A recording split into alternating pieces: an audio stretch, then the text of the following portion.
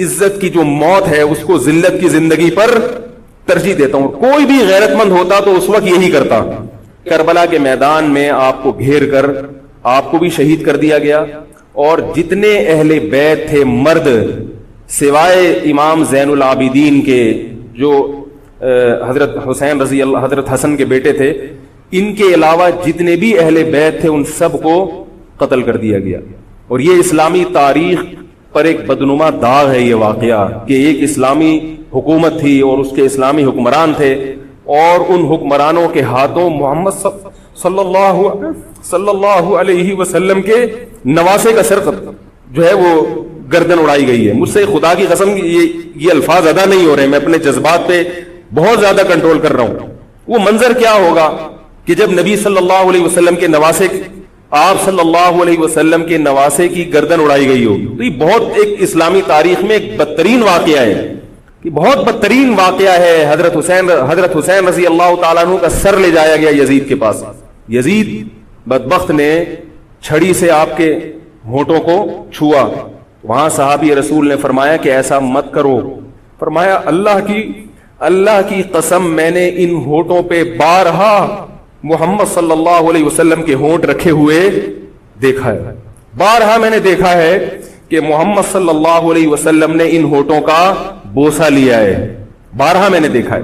ان صحابی کے دل پہ کیا گزر رہی ہوگی جو حضرت حسین کے ساتھ یہ حرکت دیکھ رہے ہوں گے, جبکہ اسی حسین کو انہوں نے بارہا نبی کی گود میں بھی دیکھا اور بارہا نبی کے ہونٹوں کو بھی ان ہونٹوں سے مس ہوتے ہوئے دیکھا. تو جب یہ سر ان کے سامنے رکھا ہوگا اور اس کے ساتھ یہ حرکت ہو رہی ہوگی, ان صحابی کے جذبات کیا ہوں گے. مگر اس کے باوجود جو بتانے کی بات ہے, جو میں بتانا چاہتا ہوں, انہوں نے یزید کے خلاف بغاوت نہیں کی کہ جس یزید نے حضرت حسین کا یہ حشر کر دیا ہو, اگر اس کے خلاف بغاوت ہوگی تو باقی مسلمانوں کا کیا حشر کرے گا. تو اس میں صبر کی تلقین بھی صحابہ نے بتائی ہے کہ حاکم کے مظالم کو برداشت کیا جائے, زبان سے اس کو ہائی لائٹ کیا جائے کہ غلط ہو رہا ہے, تلوار نہ اٹھائی جائے. بات نہیں آ رہی میرے خیال ہے سمجھ میں, کیونکہ آج ایک واقعہ ہوا ہے ورنہ کربلا جیسے درجنوں اور واقعات ہو جائیں گے. تو صحابہ کرام کی سیرت میں ہمیں ہر طرح کے اسباق ملتے ہیں. یہ تھا کہ حضرت عثمان کا, چونکہ میں رشتہ دار ہوں, بنو امیہ سے میرا تعلق ہے, حضرت عثمان بھی بنو امیہ کے تھے, تو حکومت پہ دباؤ ڈالا جائے کہ حضرت عثمان کے قاتلوں کو چوک پر لٹکایا جائے. یہ گڑبڑ یہاں سے شروع ہوئی ہے.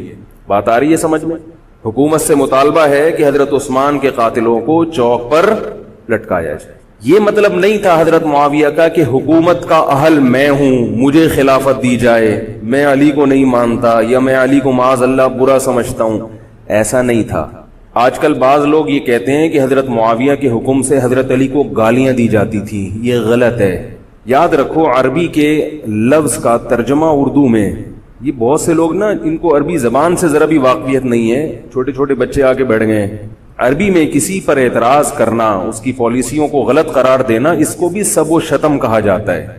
اردو میں ہر جگہ اس کا ترجمہ گالیاں نہیں ہوتا. گالیوں کا مطلب تو ہمارے ہاں کچھ اور سمجھا جاتا. آپ کسی پر اعتراض کر رہے ہو, اس کو تو سب و شتم کہا جائے گا.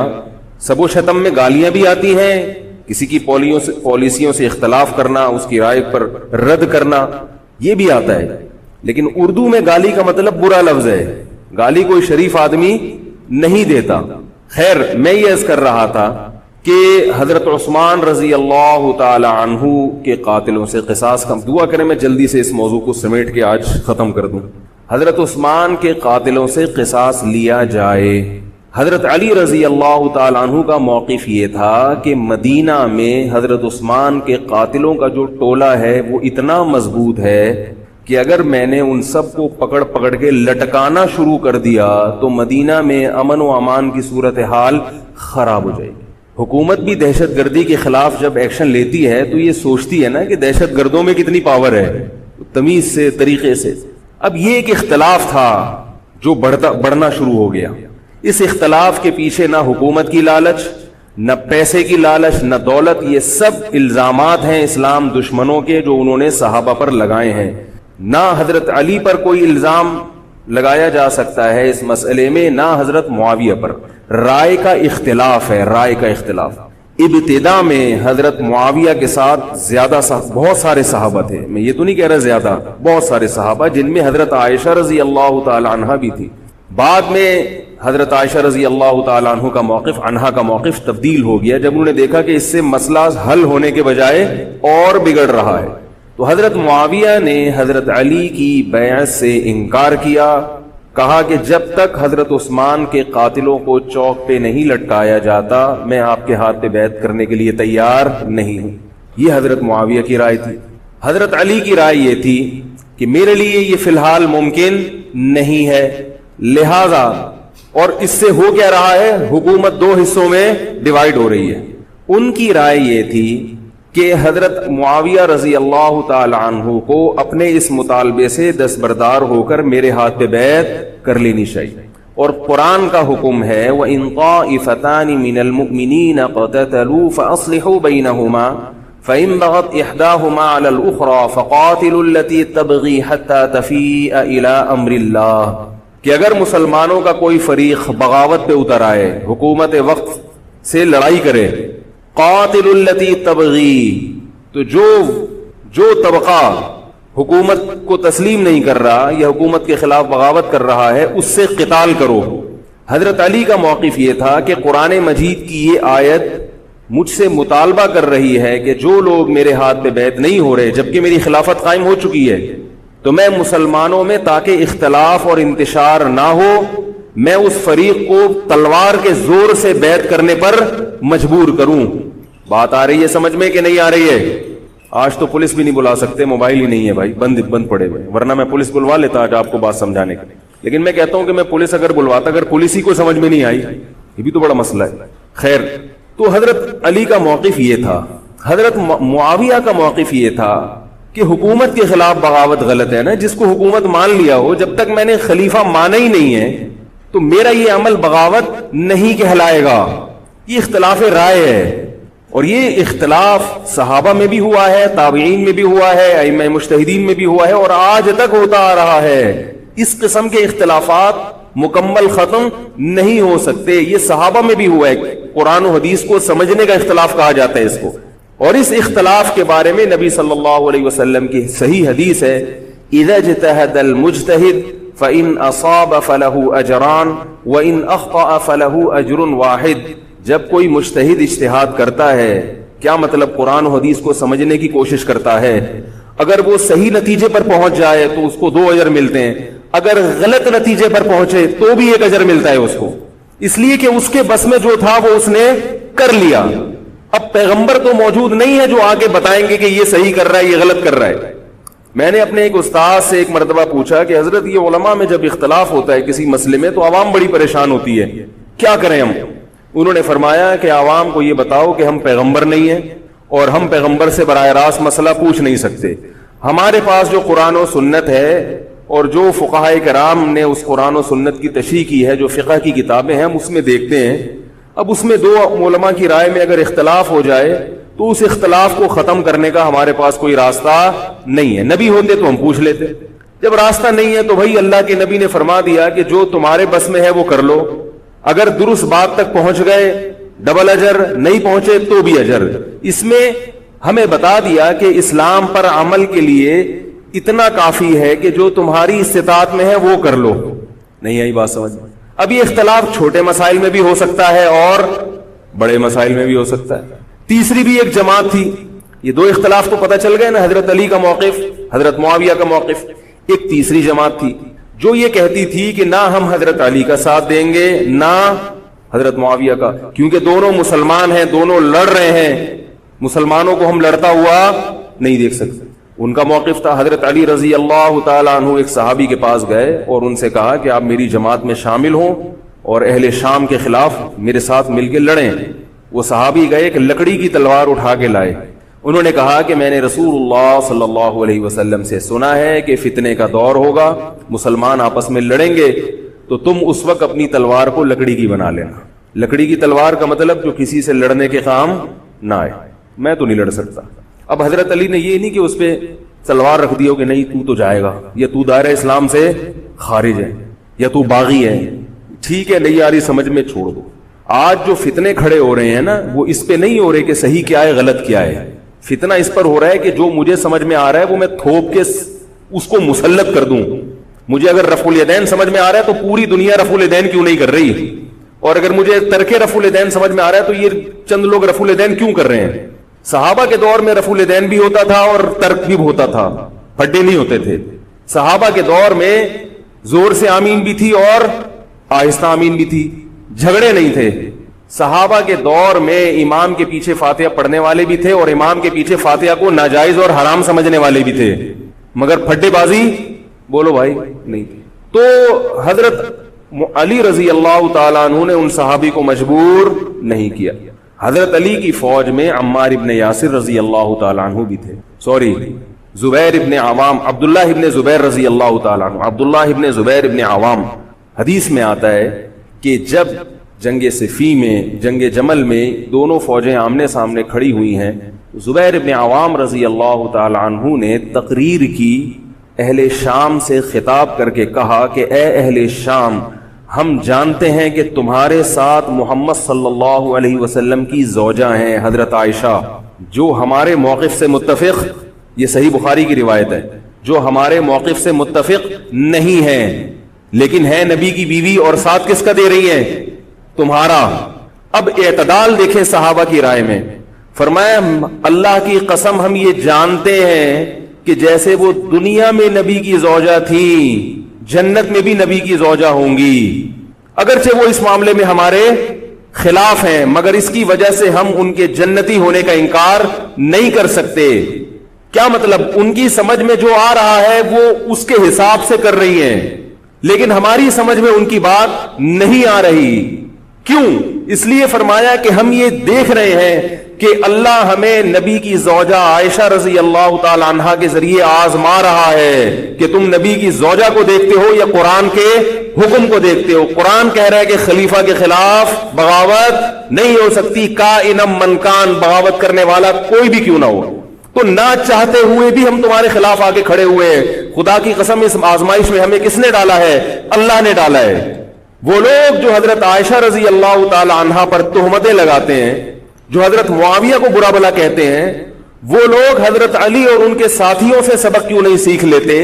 ایک مرتبہ میرے پاس ایک سوال آیا، سوال کرنے والے نے حضرت معاویہ کی شان میں گستاخی کا پورا ایک باب باندھا ہوا تھا. اس نے کہا کہ جس نے نبی کے داماد کے خلاف تلوار اٹھائی وہ اسلام میں معاذ اللہ کیسے ہو سکتا ہے، اور ایسے برے برے القاب کے میں زبان پہ بھی نہیں لا سکتا. میری عادت ہے شارٹ کٹ جواب دینے کی، گل ویلے دی تے پھل موسم دا. اتنا ٹائم تھوڑی ہے کہ ہر آدمی کے سوال کو لے کے بیٹھ جائیں. میں نے کہا آپ کے جواب میں اتنا کافی ہے کہ یہ وہ الزامات ہیں کہ جس کے خلاف تلوار اٹھائی اس نے بھی یہ الزامات نہیں لگائے. مدعی سست اور گواہ چست نہیں آ رہی میرا خیال ہے بس. جو حضرت علی کے ساتھ تھے انہوں نے تو یہ کچھ حضرت معاویہ کے خلاف نہیں کہا. انہوں نے تو وہ تو پھر بھی جنتی مان رہے ہیں، ایک دوسرے کی نماز جنازہ میں شریک ہو رہے ہیں، مال غنیمت کو تقسیم نہیں کر رہے، ایک دوسرے کی عورت پہ ہاتھ نہیں اٹھا رہے، احترام کر رہے ہیں، ایک دوسرے کے پیچھے جنگ ختم ہونے کے بعد نمازیں پڑھی جا رہی ہیں. اللہ تعالیٰ نے یہ مثال صحابہ کی قائم کی ہے دنیا کو دکھانے کے لیے کہ ان میں اتنا بڑا اختلاف ہو کہ تلواریں بھی چل جائیں تو وہ اختلاف بھی حدود سے تجاوز نہیں کرتا. اور ہمارے چھوٹے چھوٹے اختلافات میں کیا ایک دوسرے کے خلاف بہتان تراشیاں اور زبان درازیاں ہوتی ہیں. تو یہ اختلاف تھا حضرت علی اور حضرت معاویہ کا، جس میں تین فریق تھے. ایک حضرت علی تھے، ان کا موقف یہ تھا کہ میرے لیے تلوار اٹھانا واجب ہے. حضرت علی کے ساتھ جو لوگ تھے ان کا بھی یہ موقف تھا. حضرت معاویہ کا یہ موقف تھا کہ میں باغیوں کی فہرست میں آتا نہیں ہوں. کیوں نہیں آتا؟ اس لیے نہیں آتا کہ میں نے خلافت کو تسلیم نہیں کیا، اور ان کے ساتھ بھی صحابہ کرام کی ایک جماعت تھی. اور تیسرا موقف، بہت سارے صحابہ یہ تھے جو کہتے تھے ہم کسی کا ساتھ نہیں دیں گے، دونوں طرف مسلمان ہیں، ہماری تلوار سے کسی مسلمان کا خون ہو ہم یہ برداشت نہیں کر سکتے. ہماری رائے یہ ہے، اہل سنت والجماعت کی رائے یہ ہے کہ یہ ان تینوں فریقوں میں جو برحق تھے وہ حضرت علی تھے، کیونکہ حکومت تھی ان کے پاس، باقی جو دونوں فریق تھے صحابہ کرام کے ان سے غلطی ہوئی ہے، مگر یہ غلطی اجتہادی ہے، یہ نفس پرستی والی غلطی، حکومت کی لالچ والی، دولت کی لالچ والی، یا ہٹ دھرمی والی یا ضد والی غلطی بولو بھائی نہیں ہے۔ یہ وہ غلطی ہے جس کے بارے میں محمد صلی اللہ علیہ وسلم نے فرمایا کہ اگر مجتہد سے غلطی ہوتی ہے تو بھی اس کو اجر ملتا ہے، کیونکہ اللہ نے قرآن میں فرمایا فاتقوا اللہ ما استطعتم، اللہ سے اتنا ڈرو جتنی تم میں استطاعت ہے۔ تو ان کی جتنی سمجھ میں آیا انہوں نے اس حساب سے کیا۔ تو دو جنگیں ہوئی ہیں، جنگ جمل اور جنگ صفین۔ اب ایک اور بات ہے، تاریخی حقیقت ہے کہ دو جنگوں کے بعد حضرت علی رضی اللہ تعالی عنہ کو خوارج نے شہید کر دیا۔ یہ وہی خوارج جو حضرت عثمان کے قاتل تھے، انہوں نے شہید کس کو کیا؟ حضرت علی کو۔ حضرت علی کی شہادت کے بعد حضرت حسن رضی اللہ تعالی عنہ کی 6 مہینے تقریباً خلافت رہی ہے۔ حضرت حسن رضی اللہ تعالی عنہ نے امت میں جوڑ پیدا کرنے کے لیے حضرت معاویہ رضی اللہ تعالی عنہ سے سلو کر لی اور خلافت سے دستبردار ہو کر حضرت معاویہ کے ہاتھ پر بیعت ہو گئے۔ نہیں یاری میرا پولیس کو فون کریں یار، بہت اہم بات ہے یہ، اس کو اچھی طرح سمجھ لیں، اللہ کرے سمجھ میں آ جائے۔ تو جب یہ ہو گیا تو مسئلہ ختم ہو گیا نا۔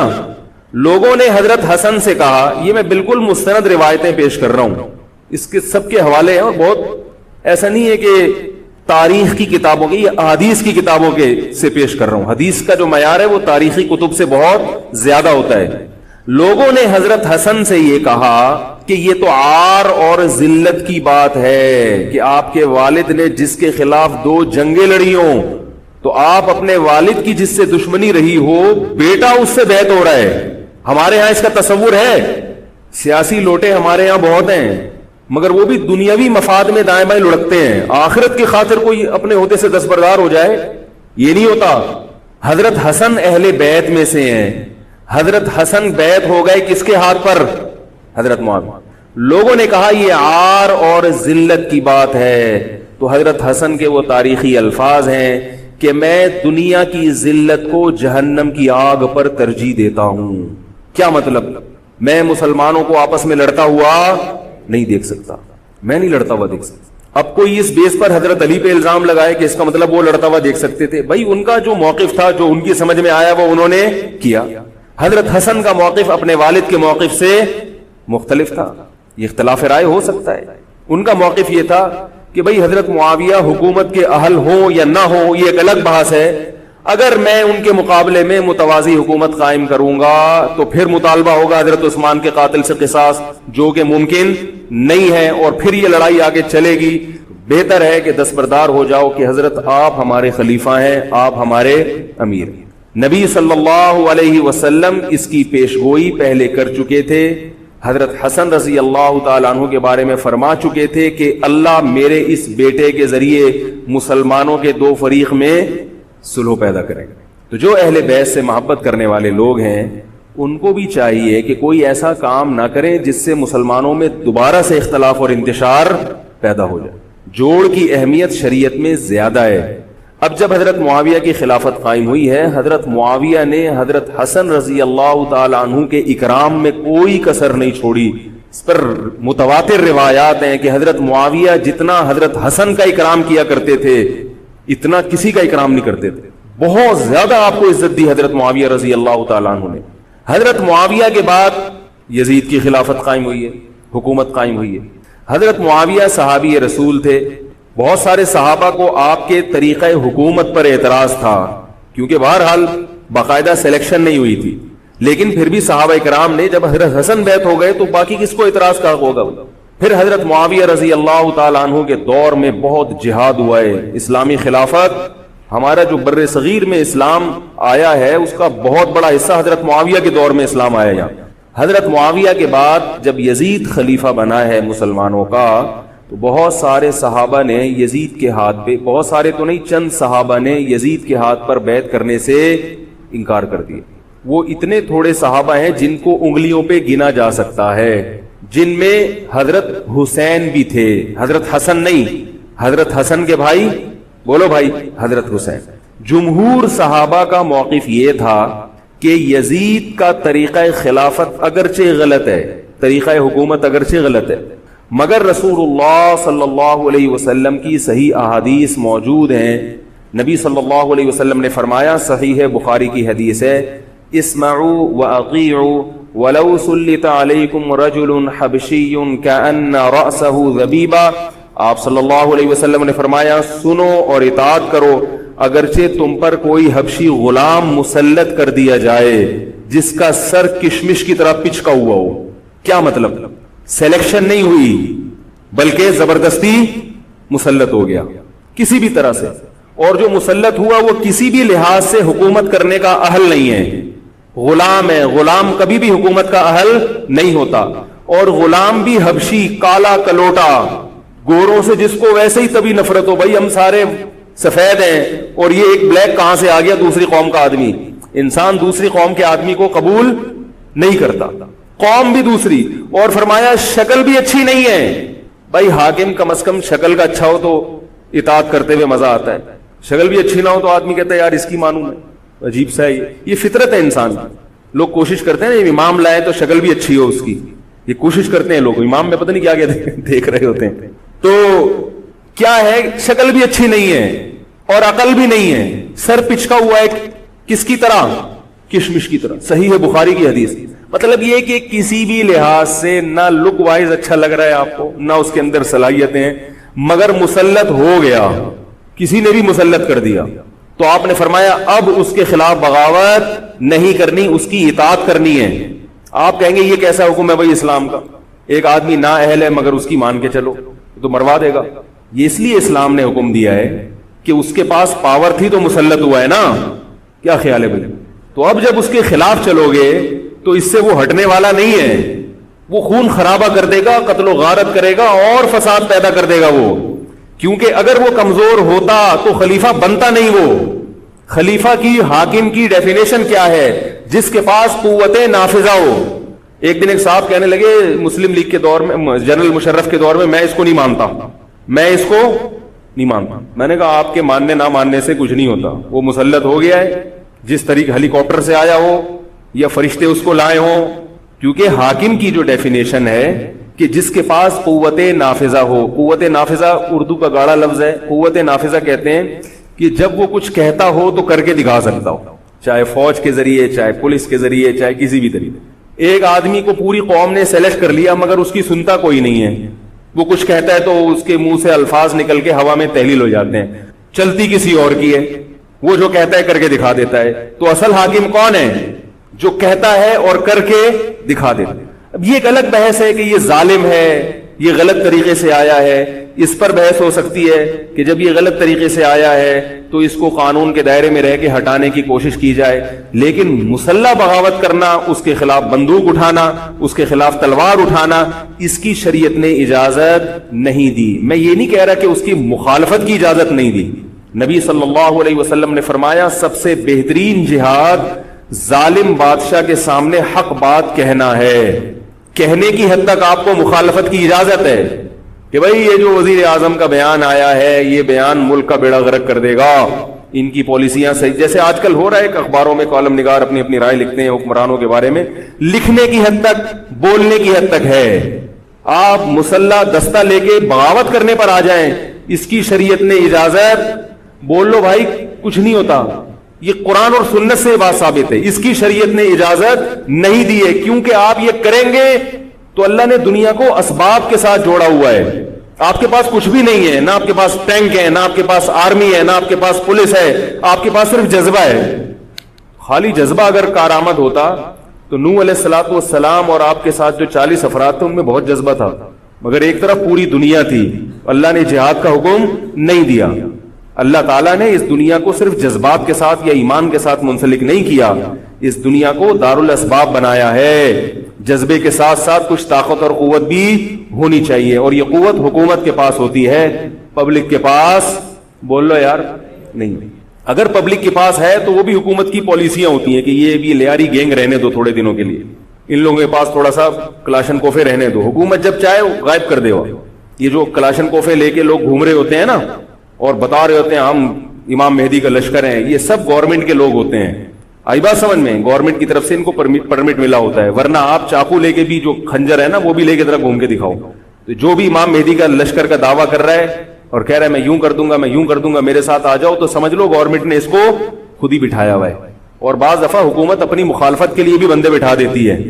یہ ایجنسی والے بڑے ہوشیار ہوتے ہیں، یہ اپنی مخالفت کے لیے پبلک بندوں کو خرید کے بٹھاتے ہیں کہ تم آرمی کے خلاف اور ایجنسیوں کے خلاف تقریریں کرو اور جہاد کا اعلان کرو. اس کا نتیجہ کیا نکلتا ہے؟ جو جو جہاد کے اعلان میں ان کے ساتھ ہوتے چلے جاتے ہیں ان کے نام ایجنسیوں کے پاس پہنچ جاتے ہیں. پھر ایجنسیاں کہتی ہیں ابھی ان کو کھل کے جہاد کرنے دو تاکہ جتنے لوگوں میں اس قسم کے جہاد کے جراثیم ہیں وہ تمام آ جائیں اور ایک ہی دفعہ اسپرے کر کے سب کو نمٹا دیا جائے. یہ ایک بچوں کی طرح کبھی اس کو پکڑ لیا، یہ کام نہیں ہوتا. تو اس لیے کہہ رہا ہوں یہ جو نوجوان طبقہ ہے اس کو جہاد کے نام پہ الو بنانے والے ہر جگہ بہت ہیں. الو ضرور بنو مگر کسی اور عنوان سے بن جاؤ، جہاد کے نام پہ الو نہ بنو، کیونکہ کسی اور عنوان سے الو بنو گے اتنا نقصان نہیں ہوگا. اس عنوان سے الو بنو گے تو بڑا بیڑا غرق ہو جائے گا، جیسے کہ بہت سو کا بیچاروں کا ہو چکا ہے. تو میں یہ عرض کر رہا تھا کہ نبی صلی اللہ علیہ وسلم کی صحیح حدیث ہے، اسی طرح صحیح مسلم کی حدیث ہے، آپ صلی اللہ علیہ وسلم نے حاکم کی اطاعت کا حکم دیا. صحابہ نے عرض کیا یا رسول اللہ اگر وہ ہم پہ ظلم کرے تو بھی بغاوت نہ کریں. آپ نے فرمایا وَإِن ضَرَبُوا ظَهْرَكَ، اگرچہ وہ تمہاری پیٹھ پہ کوڑے مارے، ایسا ظالم ہو، پھر بھی بغاوت. یہ میں نہیں کہہ رہا، یہ محمد صلی اللہ علیہ وسلم کے الفاظ ہیں. کیوں؟ اس لیے کہ آپ صلی اللہ علیہ وسلم نے اتحاد پہ زیادہ زور لگایا ہے. بھائی حکومت ایک ہوگی جیسی مرضی لنگڑی لولی ہو، مگر مسلمان کی جو ایک یونائٹی ہے، جو ایک اتحاد ہے، وہ تو برقرار رہے گا نا. اگر آپ کمزور ہو گئے تو کتنا مرضی ایمان ہو، کمزور آدمی دنیا میں کہیں بھی نہیں پنپ سکتا. تبھی میں کہتا ہوں پاکستان کی قدر کرو. جیسا مرضی ہے، ایک مضبوط آرمی تو ہے نا، ایٹم بم تو ہے، جیسی مرضی آرمی ہو لیکن ہے تو نا. اگر یہ ختم ہو گئی اور نیک لوگ آ گئے مگر اتنے پاورفل نہ ہوئے، وہ آپ کو انڈیا سے نہیں بچا سکتے، وہ آپ کو امریکہ کے شر سے نہیں بچا سکتے، کیونکہ اس وقت پوری دنیا پاکستان کی دشمن ہوئی ہوئی ہے سوائے چند ممالک کے.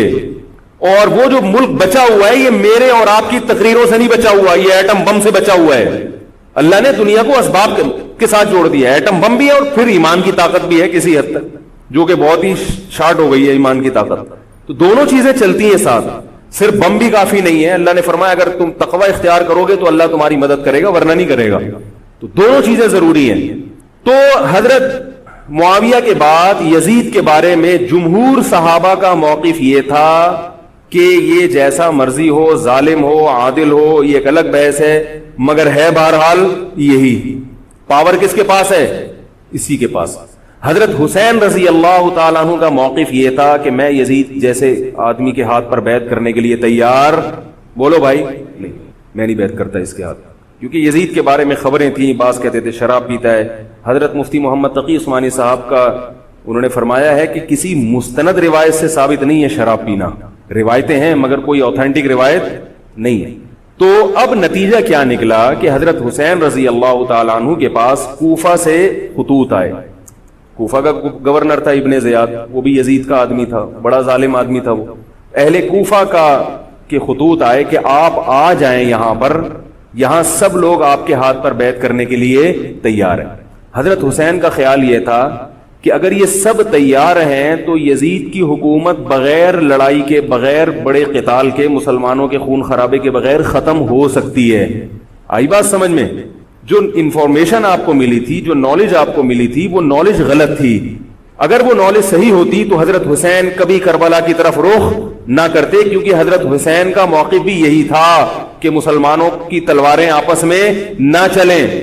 حضرت حسین رضی اللہ تعالیٰ عنہ کے پاس جب 50 سے زیادہ خطوط آئے ہیں اہل کوفہ کی طرف سے کہ آپ آئیے، آپ آئیے، آپ آئیے، تو پہلے حضرت حسین رضی اللہ تعالیٰ عنہ نے اپنے رشتہ دار جو آپ کے چچزاد تھے مسلم بن عقیل ان کو بھیجا. نتیجہ کیا نکلا؟ مسلم بن عقیل کا وہاں پر حکومت نے گرفتار کر کے ان کو قتل کر دیا. اب یہ ایک ایسا ظلم تھا جس کے ظاہر ہے کہ کسی کو سفیر بنا کے بھیجا جائے، کسی کو حال احوال دیکھنے کے لیے بھیجا جائے، اور حضرت حسین کی نیت ہرگز بغاوت کی نہیں تھی. مگر کوفہ کے گورنر کو اور یزید کو یہ خیال تھا کہ خلافت کے اصل اہل یقیناً یہی ہیں، کہیں ایسا تو نہیں ہے کہ یہ امیر بننا چاہتے ہیں، یہ خلیفہ بننا چاہتے ہیں. ایک خوف اس کے دل میں بیٹھ گیا تھا، ایک لاشعور میں خوف ہوتا ہے نا، انسان کے دل میں بیٹھ جاتا ہے کہ آپ 100 دفعہ بھی کہیں بھی میری یہ نیت نہیں ہے، مگر وہ ڈر رہا ہوتا ہے کہ یار یہ کچھ کر نہ لیں. تو جب مسلم بن عقیل کو شہید کیا گیا، حضرت حسین رضی اللہ تعالی عنہ جا چکے تھے. جب حضرت حسین رضی اللہ تعالی عنہ کوفہ کی طرف جا رہے تھے، بہت سارے صحابہ نے آپ کو منع کیا، جن میں عبداللہ ابن عمر رضی اللہ تعالی عنہ بھی تھے، عبداللہ ابن عباس رضی اللہ تعالی عنہ بھی، کہ آپ یہ کام نہ کریں. بعض نے تو کہا کہ ہمیں آپ کی شہادت کا یقین ہے، کیونکہ جس حالات میں آپ جا رہے ہیں حکومت یہ سمجھے گی کہ بغاوت کرنے آ رہے ہیں، لہذا وہ آپ کو کیا کرے گی، اس بیس پہ قتل نہیں کرے گی کہ آپ نواسہ رسول ہیں، کیونکہ وہ بھی مسلمان تھے. اس بیس پہ قتل کرے گی کہ آپ کی نیت کیا ہے، حکومت کے خلاف بغاوت. تو ان کے پاس ایک اپنے آپ کو برحق ثابت کرنے کے لیے ایک دلیل ہوگی کہ حکومت کا باغی جو بھی ہو اسے کیا کر دو، قتل. رسول اللہ صلی اللہ علیہ وسلم نے فرمایا، صحیح حدیث ہے، کہ جب مسلمان کسی ایک امیر پہ جمع ہو جائیں تو اس کے خلاف جو بھی اٹھے، نبی نے فرمایا اس کو قتل کر دو، کائنم من کان، چاہے وہ اس کے خلاف اٹھنے والا کتنا ہی نیک کیوں نہ ہو. یہ حدیث کے الفاظ ہیں. حضرت حسین کا موقف یہ تھا کہ میں نے ابھی تک یزید کی خلافت اور حکومت کو تسلیم نہیں کیا، لہذا میں اس وعید میں داخل نہیں ہوں. اب ہوا یہ ہے کہ حضرت حسین رضی اللہ تعالی عنہ جب گئے ہیں اور کربلا کے مقام پہ پہنچے ہیں تو وہاں آپ رضی اللہ تعالی عنہ کو مسلم بن عقیل کی شہادت کا بھی پتہ چلا، اور اندازہ ہوا، میں بہت شارٹ کر کے سنا رہا ہوں، اندازہ ہوا کہ حالات ایسے نہیں ہیں جیسے میں سمجھ رہا تھا. عبید اللہ جو ابن زیاد تھا بدبخت، اس نے حضرت حسین کو یہ کہا کہ بغیر کسی شرط کے حضرت حسین کو گرفتار کر کے لاؤ اور میرے ہاتھ پر بیعت کراؤ. یہ رسول اللہ صلی اللہ علیہ وسلم کے نواسے کی توہین تھی کہ آپ صلی اللہ علیہ وسلم کے نواسے ہیں اور ان کے ساتھ ایسے معاملہ کیا جائے جیسے ایک عام شخص کے ساتھ معاملہ کرتے ہیں. ان کو گرفتار کر کے معاذ اللہ گھسیٹ کے لاؤ اور میرے ہاتھ پر بیعت پر کیا کرو، ان کو مجبور کرو. حضرت حسین رضی اللہ تعالی عنہ کا کربلا کے میدان میں موقف یہ تھا کہ میں اگر بیعت ہوں گا تو ڈائریکٹ یزید کے ہاتھ پہ بیعت ہوں گا جو مسلمانوں کا خلیفہ ہے، ابن زیاد کے ہاتھ پر بیعت نہیں ہوں گا. یہ بھی اس تاریخ کا ایک اہم پہلو ہے کہ حضرت حسین نے کوفہ جانے کا ارادہ ترک کر دیا اور کربلا سے شام جانے کا آپ رضی اللہ تعالیٰ عنہ نے ارادہ کر لیا. اور بعض مورخین نے لکھا ہے کہ حضرت حسین جو واپس آ رہے تھے تو وہ کربلا سے گزر رہے تھے، وہ واپسی کا راستہ ہی شام کا راستہ ہے. نہیں یاری بات میرے خیال سے، وہ جس ٹریک پر چل رہے تھے وہ راستہ کون سا ہے، وہ شام کو جاتا ہے. یہ اس کی علامت ہے کہ آپ یزید سے ملاقات کے لیے، مذاکرات کے لیے تیار بولو بھائی ہو چکے تھے کہ میں خود براہ راست یزید سے مل کے حال احوال دیکھتا ہوں، اگر مجھے سمجھ میں آئے تو میں اس کے ہاتھ میں بیعت ہو جاؤں گا. حضرت حسین رضی اللہ تعالی عنہ کا مقصد حکومت کے خلاف تلوار اٹھانا بولو بھائی نہیں تھا، ورنہ وہ اس کے لیے تیار نہ ہوتے. مگر جو ابن زیاد تھا اس نے حضرت حسین رضی اللہ تعالی عنہ اور آپ کے ساتھ جتنے اہل بیت تھے ان پر ظلم یہ کیا اس بدبخت نے کہ اس نے انہیں شام جانے کا راستہ نہیں دیا، اور اس میں اپنی توہین محسوس کی کہ میرے ہاتھ پر بیعت کیوں نہیں ہو رہے، اور لشکر بھیجا جس لشکر نے چاروں طرف سے حضرت حسین رضی اللہ تعالیٰ عنہ کو گھیرا. حضرت حسین نے کہا کہ میں عزت کی جو موت ہے اس کو ذلت کی زندگی پر ترجیح دیتا ہوں. کوئی بھی غیرت مند ہوتا تو اس وقت یہی کرتا کہ بھئی جب میں اپنے دعوے سے بھی دستبردار ہو گیا اور میں شام جانے کے لیے بھی تیار ہو گیا، اب میرا راستہ روکنے کی کیا حقیقت ہے. اللہ تعالی کوفہ کے گورنر کے ذریعے حضرت حسین کا قتل کروانا چاہتے تھے تاکہ اس کی بدبختی ساری دنیا کے سامنے ظاہر ہو جائے. اگر حضرت حسین پھر بھی تلوار چلاتے، پھر بھی لڑتے، تو حضرت حسین پر یہ الزام لگایا جا سکتا تھا کہ معاذ اللہ آپ باغیوں میں ہیں. تو اللہ تعالیٰ نے اپنے نبی کے نواسے کو اس الزام سے محفوظ رکھا اور آپ نے لڑائی کا ارادہ ترک کر دیا. حضرت حسین نے کربلا کے میدان میں جو لڑائی لڑی ہے وہ اقدامی لڑائی نہیں تھی، وہ دفاعی لڑائی تھی.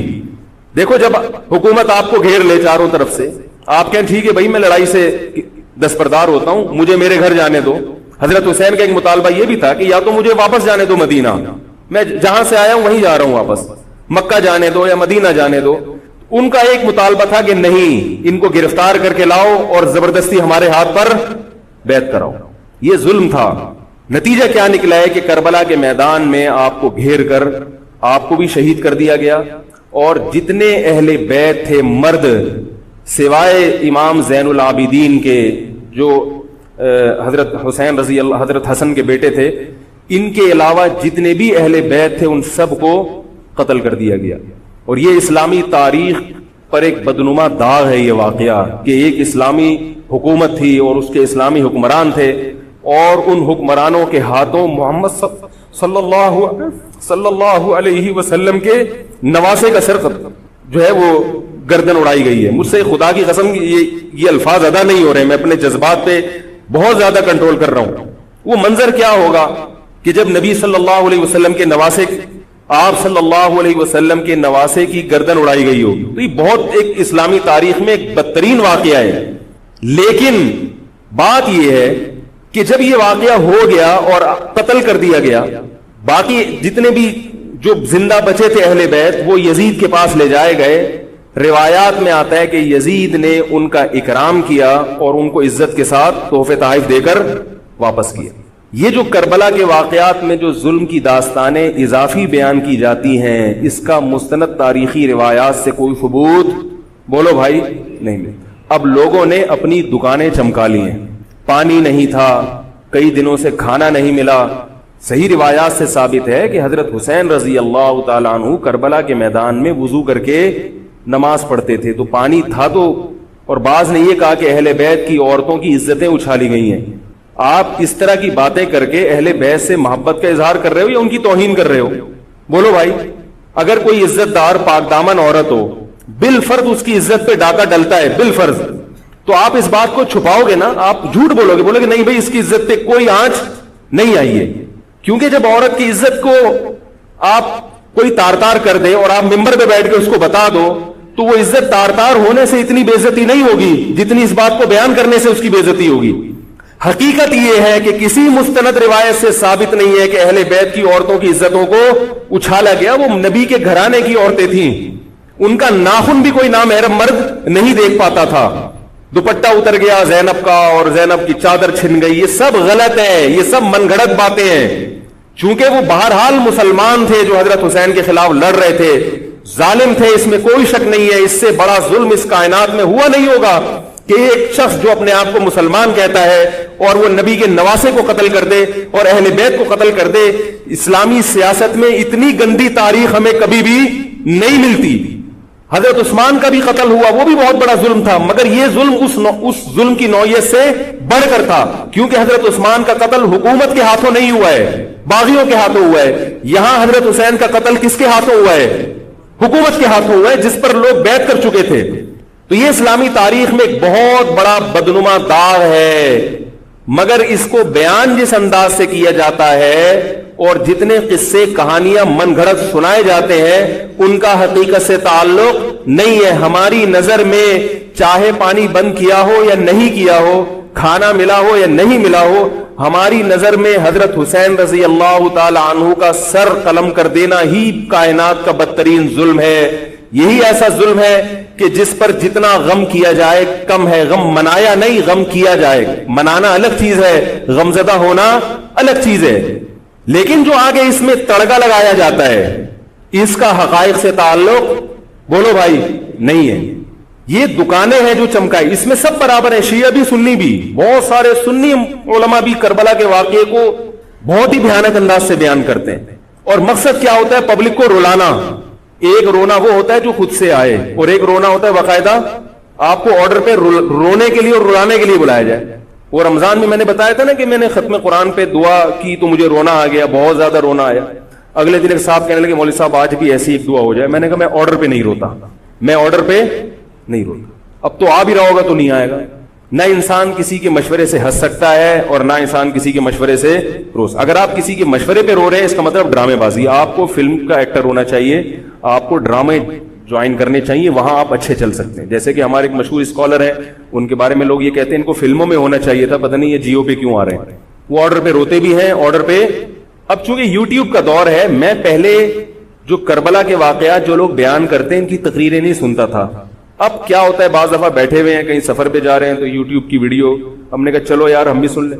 ایسی چہک چہک کے منہ بنا بنا کے گھما گھما کے تقریریں ہوتی ہیں، لگتا ہے کہ یہ باقاعدہ ایک ڈرامہ ہے، اداکار ہے، فنکار ہے جس کو ڈرامے بازی کے لیے یہاں پر یہ حضرت حسین کی شہادت کو کیش کرا رہے ہیں. یہ حضرت حسین سے محبت کرنے والے نہیں ہیں، یہ ان کی شہادت کو دیکھو. اس کی مثال ایسے جیسے کوئی محلے میں مر گیا، کسی سیٹھ کا بیٹا مرا، اب آپ کو سیٹھ سے قرضہ چاہیے تو سب سے زیادہ آپ روگے نا، تاکہ سیٹھ صاحب سمجھیں کہ محبت سب سے زیادہ کس کو ہے؟ آپ کو. تو آپ اس کی بیٹے کی موت کو کیا کرا رہے ہو؟ کیش کرا رہے ہو. بعض لوگ کسی کی شہادت کو کیش کراتے ہیں، کسی پہ ظلم کو کیش کراتے ہیں. تو میں پھر عرض کروں کہ بہت بدترین واقعہ ہے. حضرت حسین رضی اللہ تعالیٰ عنہ کا سر لے جایا گیا یزید کے پاس. یزید بدبخت نے چھڑی سے آپ کے ہونٹوں کو چھوا. وہاں صحابی رسول نے فرمایا کہ ایسا مت کرو. فرمایا اللہ کی قسم میں نے ان ہونٹوں پہ بارہا محمد صلی اللہ علیہ وسلم کے ہونٹ رکھے ہوئے دیکھا ہے. بارہا میں نے دیکھا ہے کہ محمد صلی اللہ علیہ وسلم نے ان ہونٹوں کا بوسہ لیا ہے. بارہا میں نے دیکھا ہے. ان صحابی کے دل پہ کیا گزر رہی ہوگی جو حضرت حسین کے ساتھ یہ حرکت دیکھ رہے ہوں گے، جبکہ اسی حسین کو انہوں نے بارہا نبی کی گود میں بھی دیکھا اور بارہا نبی کے ہونٹوں کو بھی ان ہونٹوں سے مس ہوتے ہوئے دیکھا. تو جب یہ سر ان کے سامنے رکھا ہوگا اور اس کے ساتھ یہ حرکت ہو رہی ہوگی، ان صحابی کے جذبات کیا ہوں گے. مگر اس کے باوجود جو بتانے کی بات ہے، جو میں بتانا چاہتا ہوں، انہوں نے یزید کے خلاف بغاوت نہیں کی کہ جس یزید نے حضرت حسین کا یہ حشر کر دیا ہو، اگر اس کے خلاف بغاوت ہوگی تو باقی مسلمانوں کا کیا حشر کرے گا. اس میں صبر کی تلقین بھی